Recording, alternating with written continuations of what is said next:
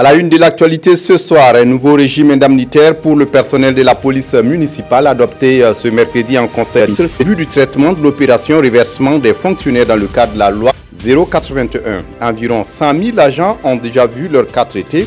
On en parle dans ce journal avec le ministre délégué au budget, Madame Clémence Yaka. Bonsoir Madame et merci de venir répondre à nos questions. Les députés de l'Assemblée nationale reprennent le chemin de l'hémicycle. L'ouverture de la deuxième session parlementaire est intervenue cet après-midi sous le signe de la célébration du centenaire des résistances à la colonisation en territoire voltaïque. Une manière pour la représentation nationale de rendre hommage au peuple burkinabé, toujours combatif pour sa liberté. 4 blessés de l'insurrection au Burkina et un des putsch manqués dont les corps portent toujours les marques de violence perpétrés en octobre 2014 et en septembre 2015 sont arrivés en Tunisie ce mardi soir. Ils vont y recevoir des soins appropriés. Et puis, mesdames, messieurs, bonsoir. De la vidéo de trouver. Un nouveau régime indemnitaire pour le personnel de la police municipale et bientôt les travaux d'entretien pour des routes comme celle reliant Dori à Siba et Yako à Yabo. Ce sont là quelques-unes des décisions du Conseil des ministres de ce mercredi septembre. Le point est avec Nyarki Teda et Konsoum Koulibaly. La route Dori-Seba, longue de 90 km, et celle reliant Yako à Yabo vont incessamment connaître des travaux d'entretien périodiques. Les appels d'offres irrélatifs ont connu l'approbation du Conseil des ministres. L'exécutif a également permis l'appel d'offres accéléré pour l'acquisition de 25 000 tonnes de céréales pour le stock de sécurité alimentaire et d'intervention au profit de la sagesse. Le Conseil des ministres a aussi adopté le programme PPP, Partenariat public-privé, axé sur d'importants projets touchant plusieurs secteurs. Il s'agit en fait d'un potentiel de 94 projets repartis donc sur 16 ministères qui doivent pouvoir faire l'objet, lorsque ces projets-là seront portés à maturité, d'un partenariat public-privé. À titre d'exemple, il y a 15 projets au niveau donc, de l'agriculture, 15 au niveau de la santé, 10 projets au niveau de l'eau et de l'assainissement, 9 projets au titre de l'énergie, des mines et des carrières, 8 au titre du projet de l'enseignement supérieur, de la recherche scientifique, 6 au titre de l'urbanisme, de l'infrastructure et des ressources animales. Le Conseil des ministres de ces jours s'est aussi penché sur les personnels de la police municipale. Un projet de texte a été adopté pour modifier le régime indemnitaire de ces corps. Il permet également de modifier le décret portant barème de solde de base indiciaire. Et un autre décret qui leur octroie une médaille d'honneur. Le porte-parole du gouvernement s'est aussi prononcé sur les crises qui secouent certains départements ministériels. Le Conseil a écouté un certain nombre de ministres qui ont fait le point des situations dans leur ministère. Le chef de l'État et le Premier ministre ont donné instruction à chaque ministre de trouver des solutions, de gérer les questions. Il n'y a pas que la crise à Donatel, il y a la crise au niveau du Synatic, il y a la crise au niveau du ministère des Sports et des Loisirs. Donc il y a des crises à différents niveaux et chaque ministère a été instruit par le chef de l'État et le Premier ministre de trouver des solutions. Ce sont des questions sectorielles et au ministère donc d'assumer les responsabilités dans ces mouvements-là. Selon toujours le porte-parole du gouvernement, la loi 081 est entrée en vigueur et a touché 100 054 agents avec une incidence financière d'environ 14 milliards de francs CFA. 32 000 agents devront toujours patienter pour voir leur situation régularisée avant la fin de l'année. Justement, le ministre en charge du budget est notre invité, Madame Clémence Yaka. Merci de venir répondre à nos questions à propos de la loi 081. Combien sont-ils exactement de fonctionnaires qui sont concernés par cette situation? Monsieur Kindo, c'est moi qui vous remercie pour l'occasion que vous nous donnez de passer sur ce plateau de 20 heures pour parler de cette question que nous estimons en tout cas primordiale pour les fonctionnaires donc, de ce pays. Vous vous rappelez que la loi 081 a été votée en 2015 et que lorsque ce gouvernement est arrivé, nous avons constaté l'absence totale de crédit budgétaire pour prendre en charge les effets donc, de ce reversement. Et nous avons résolu la question à travers la loi de finances rectificative que nous avons élaborée au mois d'avril 2016 en ouvrant une partie des crédits nécessaires donc, à cette opération.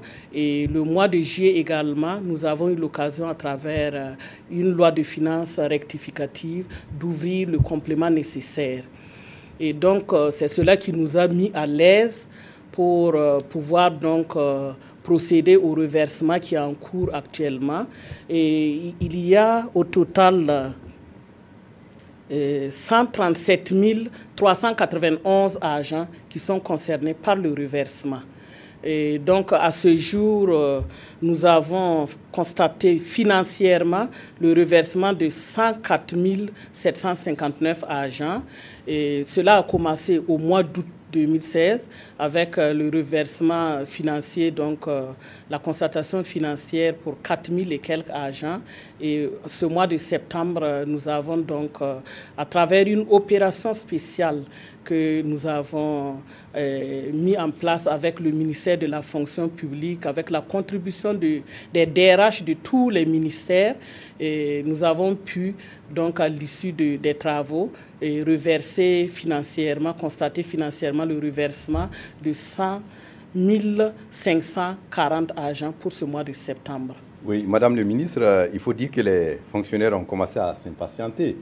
Pourquoi, comment expliquer ce retard de temps que tout cela a pu prendre? D'accord. Et vous savez, dans mes propos de tout à l'heure, je disais qu'il y avait d'abord la difficulté budgétaire. Donc, il fallait résoudre, parce que la loi était là, mais bon, reverser les agents aussi sans constatation financière, bon, ce n'est pas ce qui les intéresse le plus, ce n'est pas le papier qui les intéresse, c'est l'argent. Donc, il fallait d'abord résoudre cette question donc, de crédit budgétaire. C'est ce que nous nous sommes attelés à faire sur instruction donc, de son Excellence, Monsieur le Président du FASO, sous la supervision du Premier ministre. C'était vraiment une question fondamentale à résoudre. Et donc, quand nous avons résolu ce problème, et pendant même que nous étions en train de le résoudre, nous avons déjà commencé le processus avec le ministère de la fonction publique et tous les DRH des ministères pour pouvoir préparer les actes.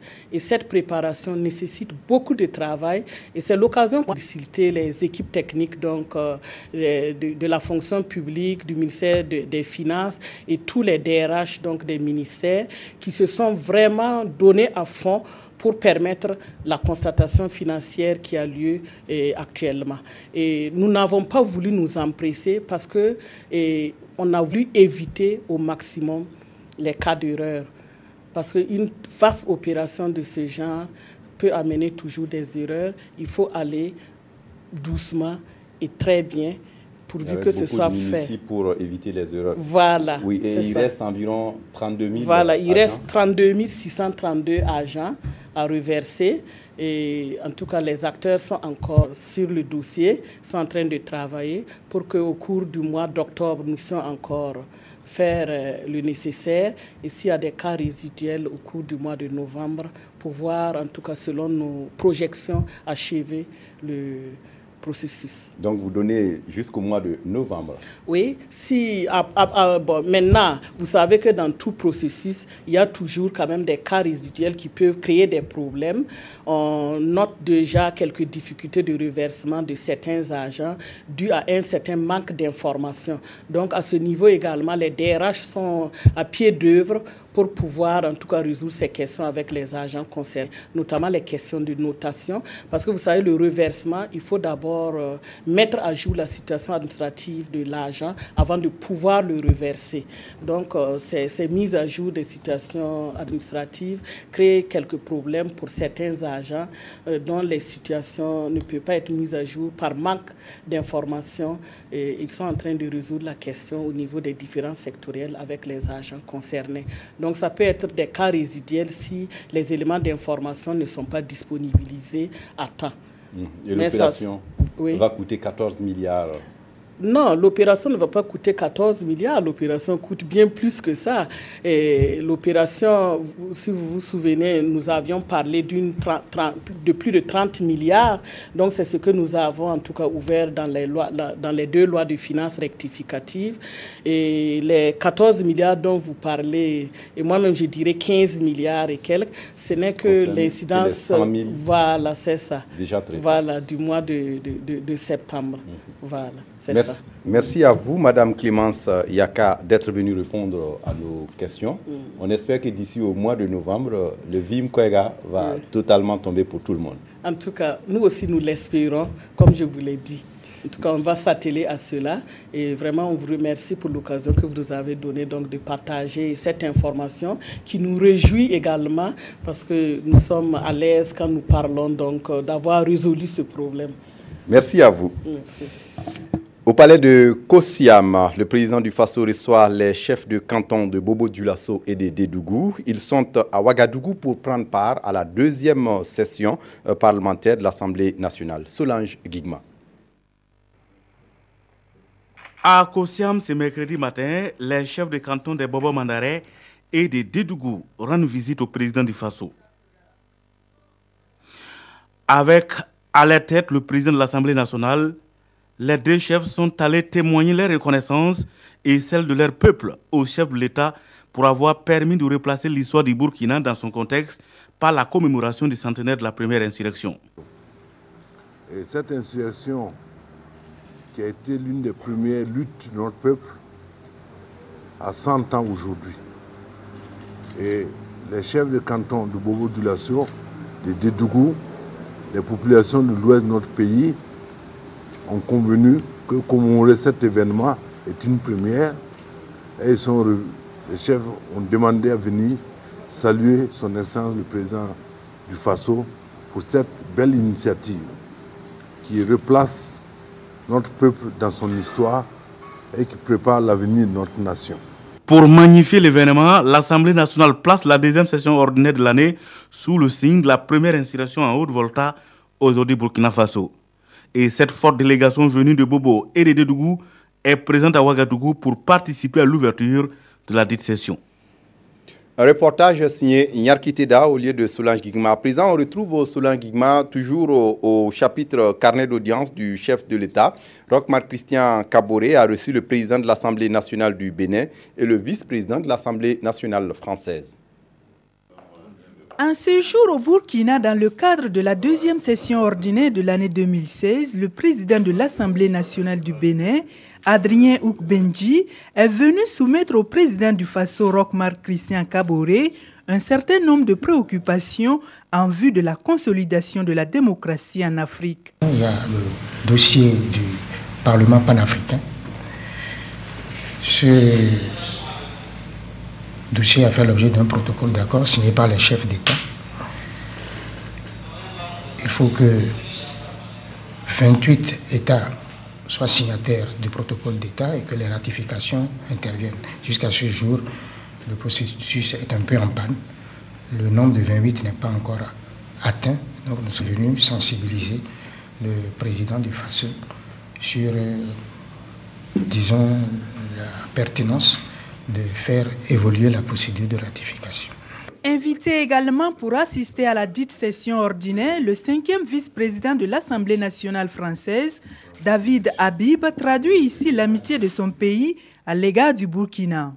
Cette présence témoigne à la fois de l'excellence des rapports que nous avons avec votre pays, avec le Burkina Faso, de l'excellence de la collaboration qui existe entre les deux parlements et en même temps de la qualité des relations personnelles que le président Diallo et le président Barthelone ont su nouer avec le temps. Dans la présence de ces trois pays, les liens forts qui existent entre le Burkina Faso, le Bénin et la France pour affronter un certain nombre de défis. Des défis qui se déclinent entre autres à une harmonisation de la législation pour lutter contre le terrorisme. Et cet après-midi même, les députés burkinabés sont de retour à l'hémicycle pour la deuxième session ordinaire de l'année. Une session qui sera consacrée, entre autres, à l'examen et à l'adoption du budget de l'État, exercice 2017. Cette session est aussi placée sous le signe de la commémoration du centenaire de la première insurrection populaire intervenue en Haute-Volta entre 1915 et 1916, une manière pour la représentation nationale de rendre hommage au peuple burkinabé qui a toujours su lutter pour sa liberté. Nous vous proposons ici un extrait de l'allocution du président de l'Assemblée nationale à l'occasion de la cérémonie officielle d'ouverture. Salifou Diallo.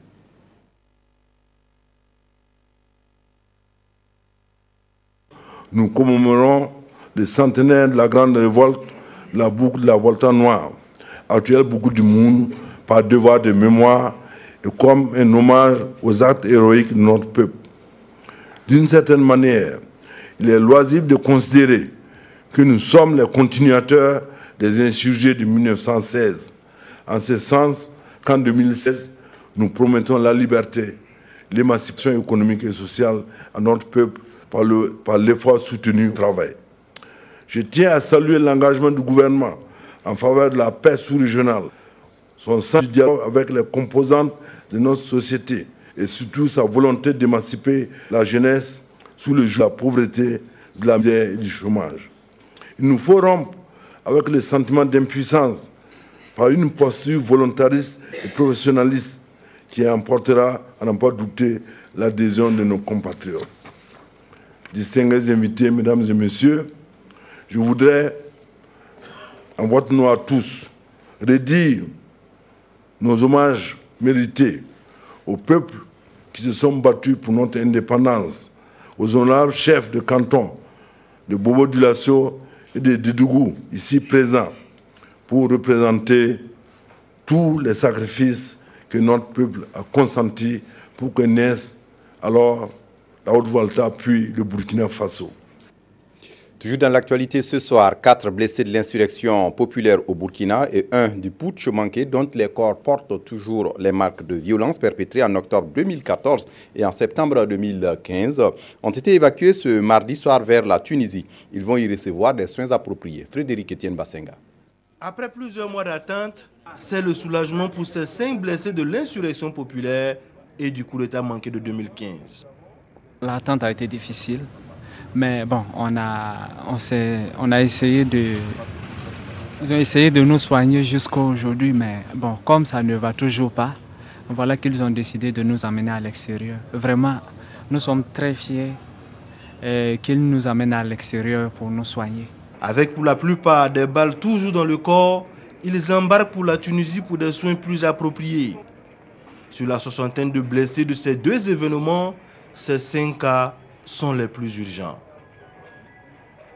Nous pouvons dire merci à son Excellence Monsieur le Président du Faso, Roch-Marc Christian Kaboré, à son Excellence Monsieur le Président de l'Assemblée nationale, le Dr Salifou Diallo, qui ont pris la mesure de nos doléances et qui ont vite réagi pour évacuer ces 5-là. Donc nous pensons que dans la même lancée, nous allons continuer à nous battre de différentes associations pour que tous ceux qui souffrent, qui sont toujours dans l'attente là, puissent être soignés jusqu'à la guérison totale. Ils sont accompagnés par un médecin burkinabé et séjourneront en Tunisie jusqu'à ce qu'ils recouvrent totalement la santé. La BOAD, la Banque ouest-africaine de développement, déterminée à consolider sa gouvernance. Elle met désormais l'accent sur les passations de marchés financiers, la lutte contre la fraude et la corruption.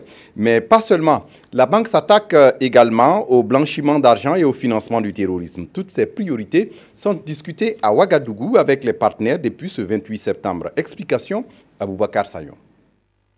Présenter les nouvelles dispositions prises par la Banque ouest-africaine de développement pour renforcer sa gouvernance, c'est tout l'enjeu de cette rencontre. La BOAD intervient dans le financement du développement agricole et rural, les télécommunications, les infrastructures routières, portuaires et aéroportuaires, l'électricité et l'industrie dans les 8 pays de l'UEMOA. Les nouvelles procédures dont s'est dotée l'institution pour la transparence et la traçabilité dans la gestion de ses financements sont ici exposées à ses partenaires de premier plan. Et ces procédures sont relatives notamment à la passation des marchés dans le cadre de ces opérations, à la promotion de l'éthique, à la prévention et lutte contre la fraude et la corruption, à la prévention et lutte contre le financement du terrorisme. Promouvoir le développement équilibré des États membres et contribuer à l'intégration économique de l'Afrique de l'Ouest, telles sont les principales missions de la BOAD créée en 1973. Pour les 2 premiers trimestres de l'année 2016, la BOAD a financé 132 projets à hauteur de plus de 428 milliards de francs CFA au Burkina Faso et d'autres projets sont en cours de financement. La semaine dernière, la banque a eu à financer 2 projets au Burkina Faso, un dans le secteur privé qui concerne la rénovation de l'hôtel Azalaï et un projet aussi d'aménagement de 5 barrages à l'intérieur du Burkina Faso. La BOAD a injecté au 30 juin 2016 plus de 4112 milliards de francs CFA pour la réalisation de projets publics et privés en Afrique de l'Ouest. Sur le front social, le syndicat des travailleurs de l'ONATEL, en grève depuis ce 20 septembre, était face à la presse ce 28 septembre. Objectif, expliquer à l'opinion les raisons de leur mécontentement. Ces travailleurs dénoncent l'absence d'un plan stratégique de développement du réseau, des problèmes de logistique, mais aussi les différences de traitement entre les cadres nationaux et étrangers de la boîte. Le syndicat interpelle le gouvernement burkinabé. Draman Dadian. Du siège central aux différentes agences, les travailleurs de l'Office national des télécommunications ONATEL observent depuis le mardi 20 septembre une grève. Ils dénoncent la dégradation de leurs conditions de travail et de traitement depuis la privatisation de l'ONATEL. Une privatisation intervenue en 2006 avec le repreneur Maroc Télécom. Au niveau du développement du réseau fixe et de la qualité du service, aucun investissement n'est fait dans les nouveaux quartiers et de nouvelles localités pour l'expansion des réseaux. Au niveau de la gestion foncière, il y a fuite des capitaux à travers la gestion actuelle de l'ONATEL.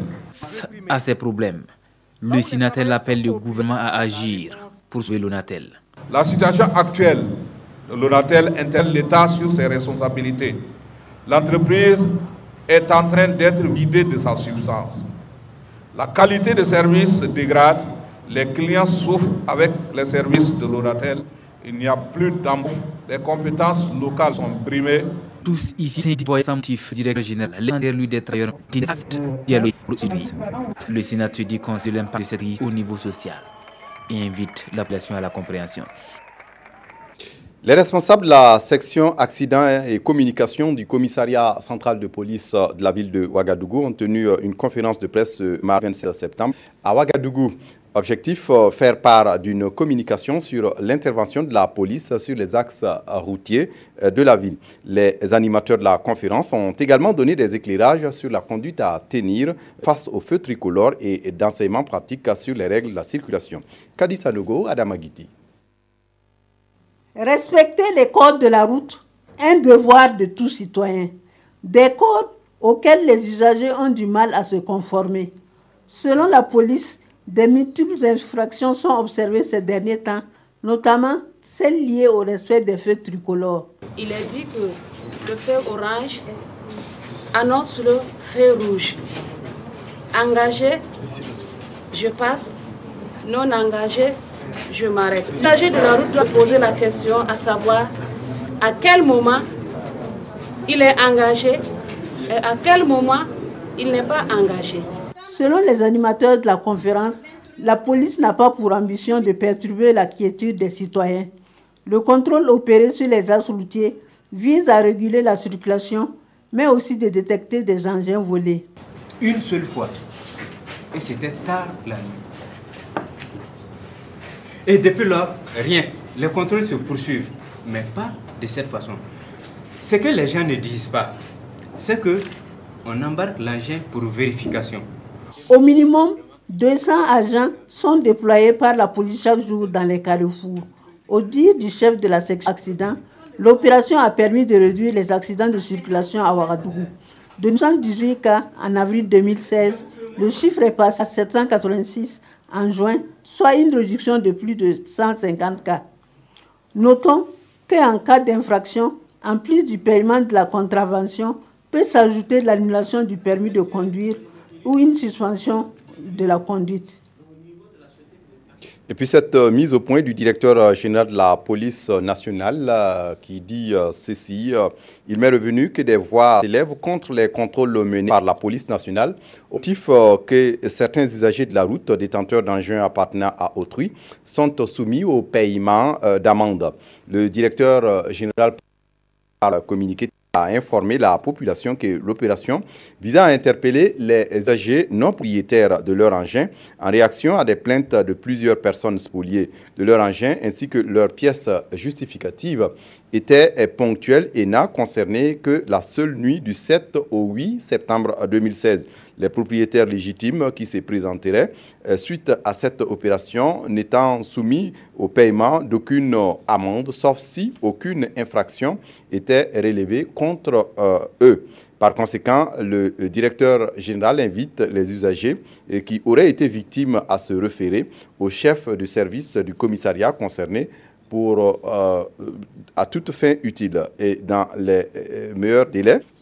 Et il donne également des numéros où vous pouvez appeler le 80 00 20 20 pour d'autres renseignements.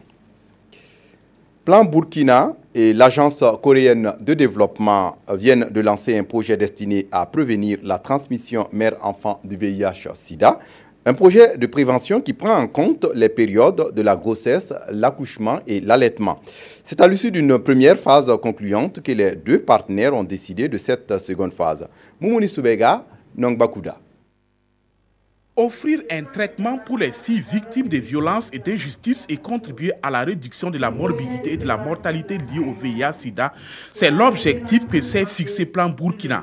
La phase 2 du projet PTME, prévention de la transmission mère-enfant du VIH, qui vient d'être lancé, sera de ce fait exécuté dans deux régions du Burkina, le centre nord et le centre est. Nous avons trouvé nécessaire de continuer avec le même ministère pour vraiment lutter contre cette pauvreté au Burkina en aidant les femmes et les enfants en âge de procréer. Donc ce serait un dépistage volontaire et gratuit au niveau communautaire avec des appareils mobiles et comment aussi soutenir ces gens qui sont dans cette situation. Pour parachever l'initiative de la phase 1 du projet PTME, lancé en 2010, Plan Burkina revient avec la phase 2. Plan Burkina veut désormais accentuer ses actions sur le développement communautaire pour le bien-être des enfants. Une action conforme aux objectifs du Burkina qui est d'offrir un traitement adéquat à 90% des malades du VIH-Sida à l'horizon 2020. Après 2 ans de pause, le salon de Ouagadougou reprend du service. L'édition 2016 est prévue s'ouvrir ce 29 septembre. À quelques heures de l'ouverture officielle, les organisateurs rassurent que tout est fin prêt. Outre l'exposition prévue sur le site Yao, l'édition 2007 aussi grand public. Moussa Ouedraogo, Aruna Mare. Dernière réunion préparatoire du CITO, le Salon international du tourisme et de l'hôtellerie de Ouagadougou. Tour à tour, chaque commission fait le point de son domaine d'intervention pour le succès de l'événement qui s'ouvre ce 29 septembre. On peut dire que tout est pratiquement prêt pour que le CITO commence comme prévu. Il y a des activités qui ont déjà commencé sur le terrain, notamment le DICTU qui rentre aujourd'hui. On a des délégations qui sont déjà présentes. On a les stands qui sont en train d'être affectés. Donc vraiment au jour d'aujourd'hui, on peut dire qu'on est pratiquement prêt pour le CITO. 6 pays invités, 2 pavillons réservés au CIAO pour abriter la manifestation. Le CITO 2016, c'est aussi 140 stands d'exposition. Et cette 11e édition enregistre quelques innovations. Les stands étaient gratuits pour les pays.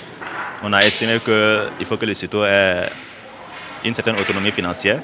Donc on a institué des stands payants pour les pays. Ça, c'est l'innovation majeure. L'autre innovation, c'est les stands régions. On a octroyé des stands aux 13 régions qui viennent exposer une potentialité touristique. Il y a également les excursions grand public que nous organisons à partir de demain. Donc, tous les jours, à 7 h, il y aura un quart pour le départ de ceux qui voudraient aller visiter les sites touristiques à des coûts promotionnels. Toujours au programme, des rencontres B2B et des ateliers thématiques. Des tours opérateurs canadiens sont attendus à ce rendez-vous de promotion de la destination Burkina Faso. Puis le Japon organise à Ouagadougou une soirée pour célébrer l'amitié avec le Burkina Faso. Une occasion pour montrer un pan de la culture du pays du soleil levant, ici au Faso. L'ambassadeur du Japon au Burkina explique que la soirée a pour but de consolider davantage les relations d'amitié entre le Japon et le Burkina Faso. Explication Christine Koulibaly. Entre pas de danse, chants et démonstrations de l'art culinaire, Japon et Burkina ont donné à voir un spectacle à la hauteur des objectifs de cette soirée. Une soirée qui, au-delà de la coopération économique, vise à développer et à renforcer les contacts humains et les échanges culturels entre les peuples burkinabés et japonais. Le Japon qui a séduit ici plus d'un été à travers l'expression d'un autre pan de culture tels que l'art floral, la cérémonie de thé, la calligraphie et le pliage du papier. On a organisé cette soirée d'échange culturel entre le Japon et le Burkina Faso. C'est parce que tout d'abord, connaître la culture de l'autre contribue à la compréhension et le respect mutuel. Par le biais de son ambassade, le Japon exporte et exprime régulièrement sa culture au Burkina Faso à travers certains grands événements tels que le CIAO. Aujourd'hui, à travers la découverte des potentialités culturelles, artistiques, astronomiques, vestimentaires des deux nations, il y a une meilleure compréhension de la culture du Japon et bien entendu du Burkina Faso. Le Burkina et le Japon ont une culture en commun, la volonté de sauvegarder la diversité culturelle. Mieux, les deux pays ont réaffirmé ici cette volonté de maintenir le cap et de le renforcer. On referme ce journal avec la revue de presse des quotidiens de ce mercredi, revue de presse signée Issa Lankwandé. La grève à l'Onatel fait la une des parutions du jour. Les travailleurs nationaux sont en grève depuis le 20 septembre. Ils ont des revendications salariales, mais pas seulement. Ils dénoncent surtout la gestion de l'entreprise, si fait qu'ils plaident pour un audit des 10 ans d'activité écrit notre temps.